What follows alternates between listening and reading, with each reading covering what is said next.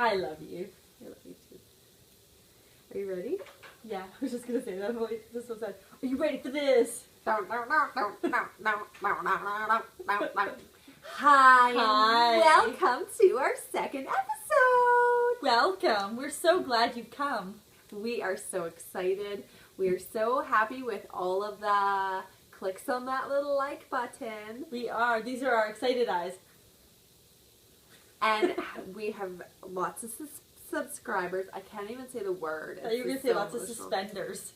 We have lots of subscribers. And we're very excited about that. Very excited. That prompted us to do another video because there's people waiting for it. So here we are. I'm Marsha. I'm Priscilla. And this is our podcast. We are called It's Twitch and Stitch. Twitch and Stitch. Yes. I always get it backwards. Twitch and Stitch. And you are Twitch. I'm Twitch. And I am Stitch. Because I like to twitch. And we had quite a few suggestions as far as new names. And True. we like them all. We appreciate everybody sending them out. And we're not going to go into who suggested each name, but we love them all. They were wonderful. It was a hard decision. Yes. We voted. And there's two of us, so the vote was unanimous. Actually, I was reading them to Scylla, and the one that got the biggest laugh, I think, was the one that we chose. Yeah. Well, there was another one, but it's because it had an acronym. So it was an acronym, and it started with what we were joking around last time, and it was, what was the new suggestion? Frickin' unforgettable cable knitters. So we decided against that one. But it made us chuckle because we're like, this is probably what people think when they see us. They're like, fuck. This is for children to watch. I didn't follow through with Sorry, the words. kids. Sorry, kids. Sorry. So, we've got a couple new sections. We're just test driving all the things. It's true. We seem to want to put all of the things in every podcast. Yeah, so we don't know what we're going to go with, what we're going to take out. We recorded this before. There was a huge section that I deleted accidentally, so we are just having an additional... We're re-recording our intro. Yeah, re-recording our intro, and there's other pieces that that you guys won't get to see because they're gone forever. We thought they were funny. Yeah. But So we're sorry, but they're gone, so sorry we can't share those giggles. But our next podcast will probably be awesome, and it will probably be really, I want to use the word tall. tall. It will be tall, but not too tall. We're thinking maybe 5'5" tall. Yeah, 5'6", Yeah, maybe 5'6", 5'4". 5'4", 5'5.5", somewhere around there. Not too tall, but tall enough. So yes, so our new additions won't be in every podcast. Unless we get a lot of feedback that, this is a must. You loved it and you want more, and then we'll say, oh my goodness, I love that and I want more. Exactly, like our travel pieces or our psychology with Sella section. Yes, that's a new one. It's really good. It is. It's fantastic. And we took Canadian English classes in the past week. Yeah, so we can learn to speak Canadian. A. Yeah. A. And go up at the end of our sentences. A. Like everything we say is asking a question. Like, is that really true? And we use like because we're Valley girls in Canada. Like, totally. Like, for sure. Like, I really know. You really know? I like it. How much do you like it? I can't carry on that. I can't. It makes that the things that they say, Canadians say, and how they say it, I think they took a little bit too much from teenagers. I think so too. It was a lot of teenage. Because if we talk like them, we just sound like we're missing a couple brain cells. Yeah. Really. Yeah. And that's not really funny. It really isn't. So it's not funny. It's not like that. But like, why not? Right. Although when we were teenagers, we did say like a lot. We did. Yeah. Like, totally. We use it as a verb, a noun, an adjective. It was all the filler. things. Yeah. Like, really. Like everything. Okay. Yeah. Yeah. Yeah. Yeah. You know it. You go, girlfriend. I can't pull that off. We actually realized that something that we use quite often is Canadian. And I don't know if Americans use this term as well or if it is just Canadian. When you're giving her. Yeah. You're working really hard on something and you're just giving her. Just giving her. Just doing it. Yeah. Getting it done. Yeah. Yeah. Give her or giving her. Yeah. I don't know if that's just Canadian or not. I don't know either. What's another Canadian word? We were wondering about frickin' the other day. Yeah, is frickin' Canadian? It's not a swear word. It's not. It's No, just, at least not in our world. It's Yeah. not. no. Yeah. It's just an alternative. But this is a knitting podcast. So, on with the show. Hello, and welcome to today's section of Psychology with Scylla. We'd like to welcome Scylla here today, and she would like to talk to you about lateral stimulation and how it relates to knitting. Hello, Priscilla. Hello, Marcia. Thank you for having me here today. No problem. I know that you're an expert in the area of bilateral stimulation and how it affects knitting and how it impacts us as knitters. Can you tell me more about this? Well, have you ever noticed that when you're feeling very stressed or maybe a little bit anxious, you reach for your knitting and it calms you down? Yes, I've noticed that. When I feel intense or anxious, I tend to go for my knitting, and it seems to have a relaxing effect on me. Why does it do that? It's interesting, and knitting will help you calm you down for a number of reasons. Can we go into those reasons? Absolutely. So the first reason is, first of all, it's a calming task that takes your attention away from what you're doing. But really, it's the bilateral stimulation that happens. And I know we keep using this term, bilateral stimulation. But what it really means is you're activating both hemispheres of your brain in alternate fashions. And so when you're knitting and you're doing crossovers, your brain is being activated and you're crossing your hands, which is actually crossing the pathways in your brain. And often when you feel anxious and then say you're in a situation where there is some sort of threat, and then after the threat is gone, you have this feeling of calm, relaxed. Sometimes there's shaking, sometimes there's tears. Would a threat consist of maybe the cat urinating on the carpet? Would that be considered a threat? That would be considered a threat. Even more of a threat could be a cat urinating on your yarn. Like, I could see that being quite upsetting for a number of people. I think that our viewers can agree that would cause stress and anxiety both together. So bilateral stimulation, what does that help do in our brains to calm us down? It actually helps facilitate that natural reset. So it helps bring it on. So if you're feeling stress and anxiety, bilateral stimulation, so stimulating both sides of your brain through knitting, will actually bring a calm to you. And it will bring your nervous system back to a place where you're able to concentrate, focus, and move forward. I've also heard that with bilateral stimulation, it can actually do some rewiring in your brain so that your reactions are different. Is that true? And if so, how does that affect you? Well, it can, and I mean, they've done a lot of research with trauma and knitting, and it's actually been found to be very therapeutic amongst trauma victims, and they use it in prisons in order to bring on that calmed response. And the more you have that calmed response, the more you're programming your brain through neural pathways to consistently find that calm. All very valid information. Thank you very much, Scylla, and thank you for tuning in to Psychology with Scylla. Thank you so much for having me here today, Marcia, and thank you very much for tuning in and listening.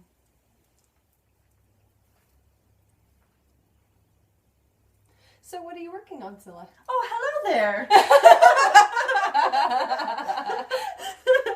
Didn't see you. Oh.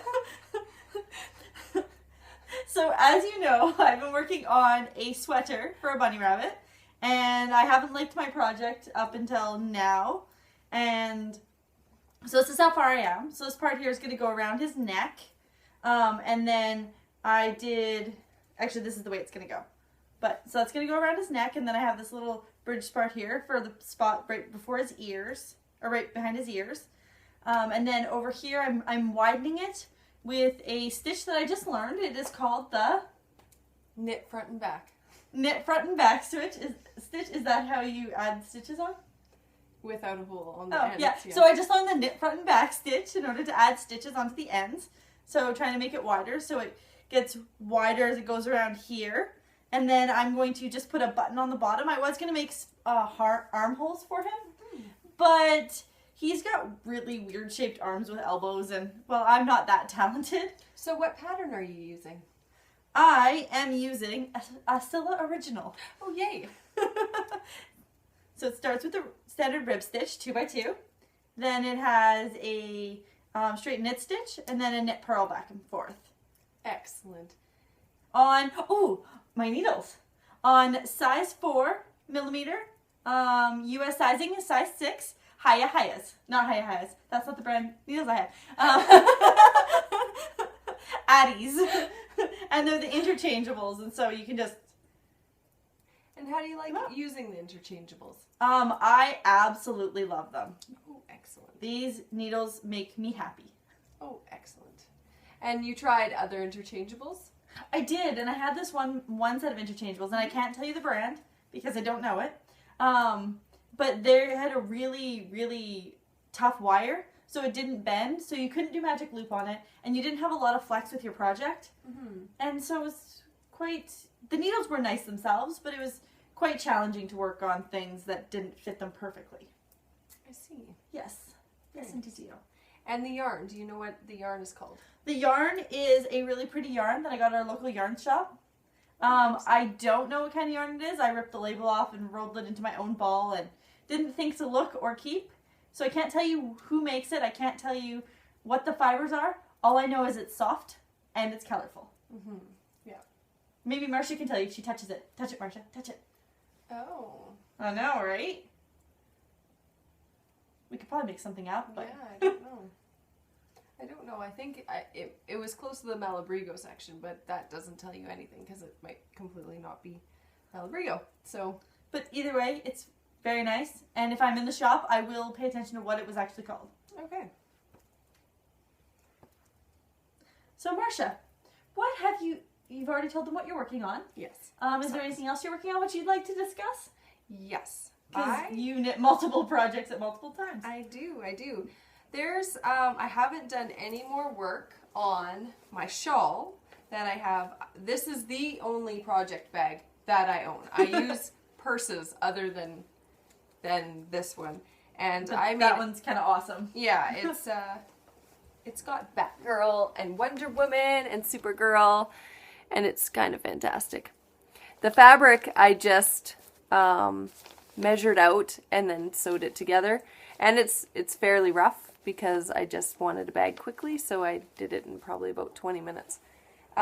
It's not even square, so it doesn't, it's just... But it looks square. Yeah, so and this is where I house the scarf that I am working on, that used to be a shawl, and I haven't worked on it because I need to concentrate when I'm doing it because it's quite a bit of counting. Also, I have been working on my scrappy sock blanket, and I decided to mix it up with the scrappy sock blanket. And you know, when you do so many squares, you're just doing them over and over and over. It's quick and it's fast and it is fun, but you know, you just, after a while, it's just, I get bored of doing the same thing over and over. So I decided to just mix it up. I would start doing diamonds. So I am doing diamonds. New and improved. It's new and improved. And And I'm doing diamonds, and it looks like they're going to match perfectly into my blanket. You think they'll fit? I think they'll fit. It's the same stitch count around as the squares. Awesome. And it is crochet. So I don't do a lot of crochet anymore. I used to. And I used a lot of cottons, and it actually caused tendonitis in my wrist. So I don't do a lot of crochet anymore, but I do wear a lot of amber, yeah, for the inflammation in my wrist. And if it's a placebo, I'm not in pain, so it's good. Effect. So yeah, so diamonds. So anybody working on the scrappy sock blanket, I totally recommend that you try diamonds. You know what though? If you're having problems fitting it, if you turn it sideways, it might fit a little bit better. Oh yeah, you can totally, turn it half a turn, and it could totally fit your, you understand. So that's what I'm working on. I also have the sweater that I am working on, and this is the Plantago. And the body's done, so it's good that we're this far back, because that's how big the body is. Wow. And it comes around, and it's going to be have a warm sweater. A zipper. Yeah, and it's really, really rustic yarn. So it smells like sheep. It smells like sheep. And the yarn is from the McCausland Woolen Mill in Prince Edward Island. And I went there a few years ago, and I drug my husband there, and he knits and crochets. So he's like, yeah, let's go to the woolen mill. So we went to 2, and he wasn't bored at all. I have a bag of yarn that he picked, and that's his. And your husband's awesome. I know. Secret knitter. No, he'll knit and crochet with people if there's a group of people, say, visiting in the living room, and we're knitting and crocheting. He'll join us and do something. He crochets fairly quickly. Like he will have a hat out in an hour. Yeah. Yeah, he just goes and does it up. His sticks are awesome too. Yeah, and I have on the needles right now for this sweater. I've cast on, you can see all my yarn. I'm holding it triple, so this is what I have to deal with before I start knitting. I've got to get this all organized, and that's why it hasn't gone anywhere, because it gets frustrating for me. I'm knitting it on Haya interchangeables. I'm knitting with Haya interchangeables. You're knitting with Haya. I am, yeah. I'm not knitting with Haya. That's right. So I'm just in the beginning, and then stress about it. Because, I was saying, I love how talented you are. I could knit 3 balls at the same time. I would go completely crazy. So this is 6 balls at the same time. Really? That's why it's so naughty. I know. It's a naughty project. It's a naughty project. That's why it's in the naughty bin. But I can knit it really fast. I'm a fairly quick knitter. I just need the motivation to get it done. So I was thinking that we would do a sweater knit along. To just finish a sweater that we have on the needles that we really just want to get off, or to start a new one, but put an unrealistic timeline on it so that we can all join in the stress together. So like a song. Yeah, like a sweater on needles. Giver. So S-O-N-G. Yeah. So I'm knitting a sweater for my husband, and and he's a knitter too. But Scylla is doing a book review today. And it directly relates to Marsha's husband being a knitter. So the book we're reviewing today is called Men Who Knit and the Dogs Who Love Them. So I'm going to come a little closer just so you can see the book a little bit better. So we have Men Who Knit and the Dogs That Love them. Love them. Yeah. Then men. You can read the title. So I've just highlighted a few things. So there's some great sweaters in here for men and dogs, and they can match. It's adorable. Look, man kissing his dog right there. That's love. So I've highlighted in here, you have a man sizing chart right next to a dog sizing chart right there, so you can make your matching products. So there's the dog sweater sizing chart. Can't really see it, but it exists. This is something that I have pulled up for Marsha, because we all know already about her obsession with socks. It is socks for your husband and for your dog. And I just want to say, while going through this book, there's nothing sexier than a man knitting. Even this very good-looking hot silver fox right here. Or, and Marcia and I were joking about this before, is I would knit this sweater if it came with this man. Yep.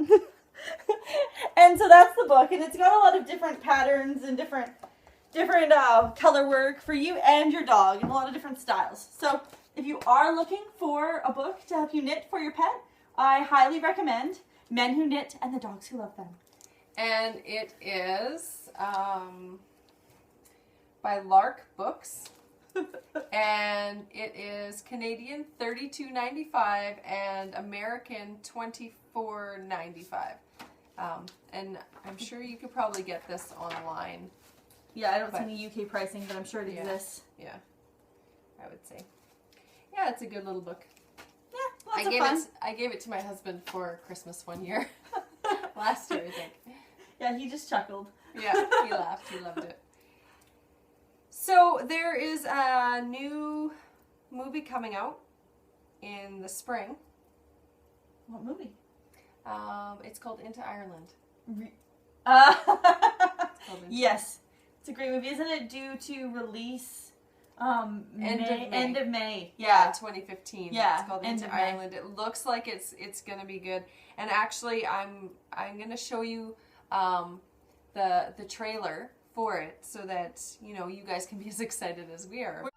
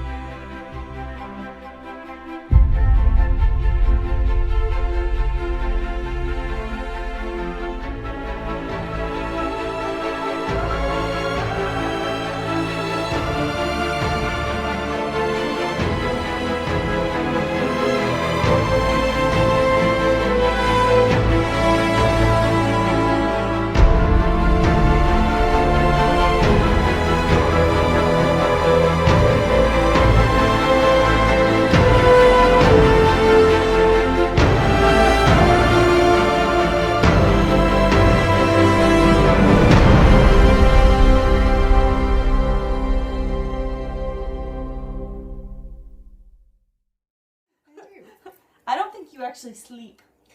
No. She takes her knitting to bed with her. I do. Because I have to have me time. I go to bed at night, I wake up in the morning, and she's like, look, I knit a sweater.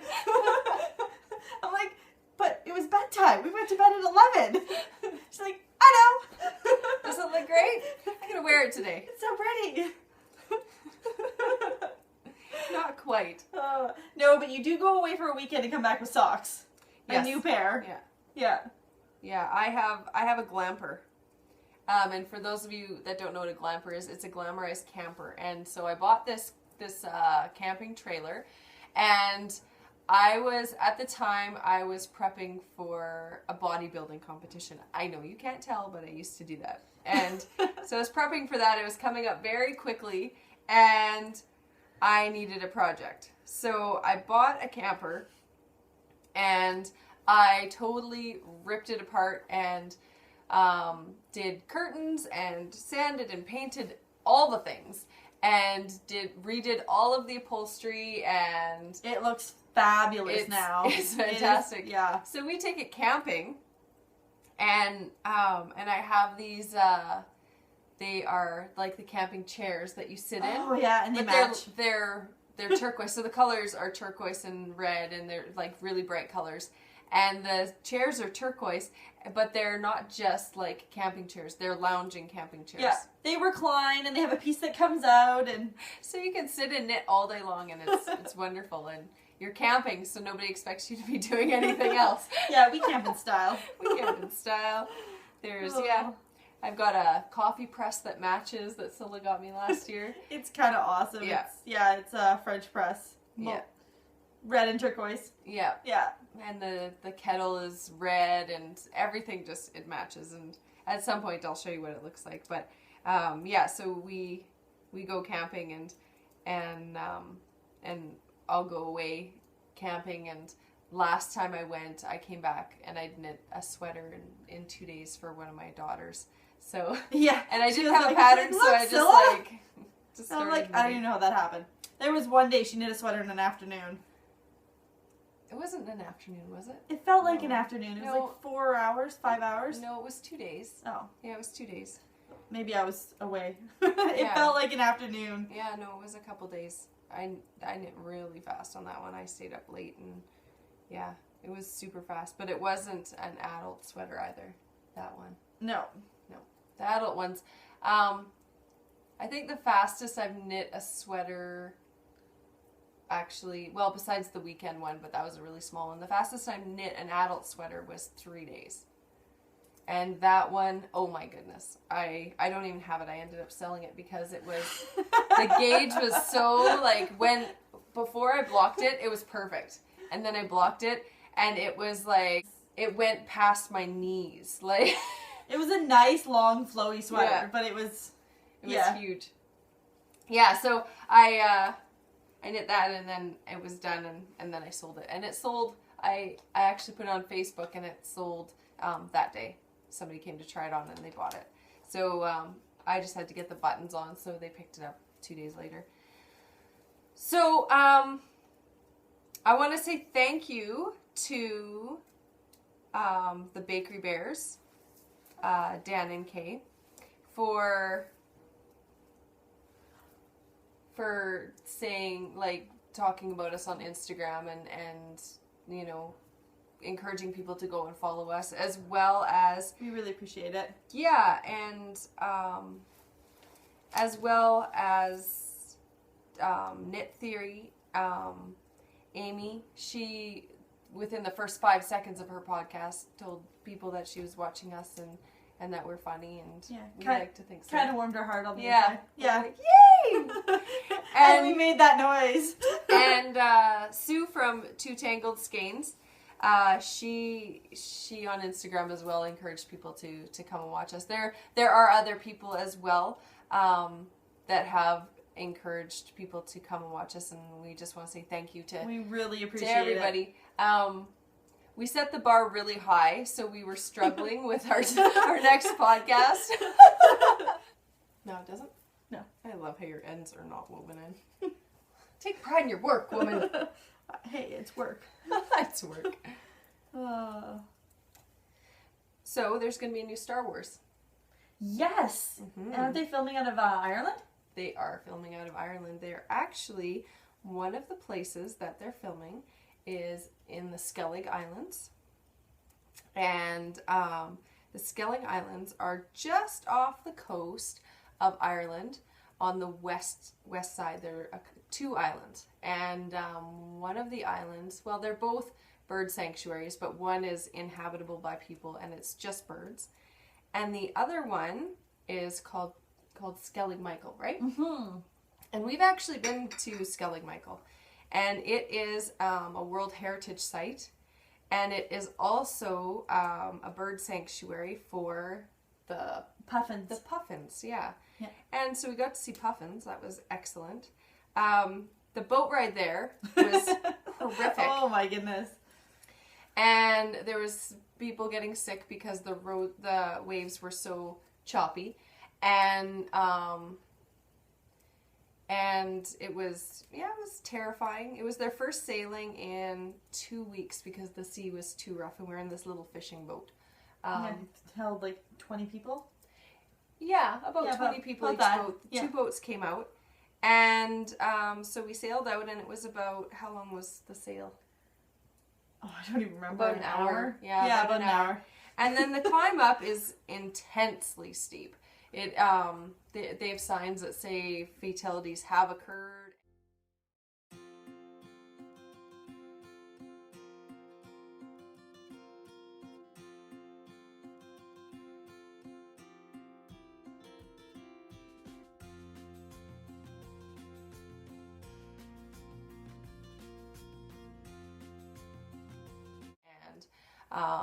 It's very windy on one section, and you kind of have to lean over to climb the stairs. I don't know how they're going to get a film crew up there or how they did, but I have no idea. They would probably fly everybody in on helicopter, and I don't know how they'd get to the top. Well, because you can't land. Oh, do they have a helipad? There's They a have one helipad, but helipad. it's Yeah. closed off to tourists. Yeah. Anyway, we thought we would take you. We have actually a DeLorean parked outside, so we're just gonna go hop in the DeLorean, and we are going to take a trip across the ocean and time travel back in time 3 years, and show you the Skellig Islands and Skellig Michael, and just a quick little look from when you're sitting in front of the dry construction stone buildings.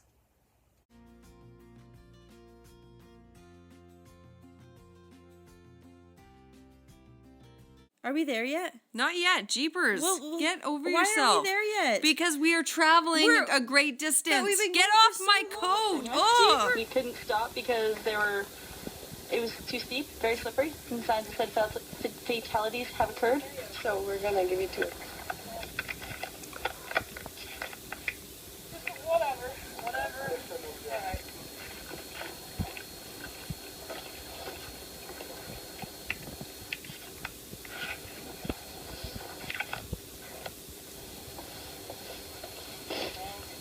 They're dry stone construction, so we're not allowed to touch them.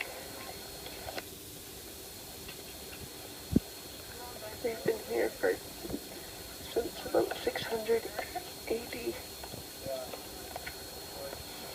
And monks lived here. It's very incredible. Like to say? This place is incredible. No matter how many pictures you take, it doesn't really do it justice. It's amazing. You have to see it for That was excellent, wasn't it? It was excellent. Yeah. So much fun. We're back. It was awesome. We had such a great time. Yeah, we have to get our flux capacitor fixed now, but We won't be traveling for a while. yeah, it was a little hard on it. Apparently, there's a storm coming up from the U.S. and that affected our time travel a little bit. So, But it's okay because where we're going, we don't need roads. I was just thinking about how we got off Skellig Michaels. where we're going, we don't need roads. Yeah, we landed on the helipad.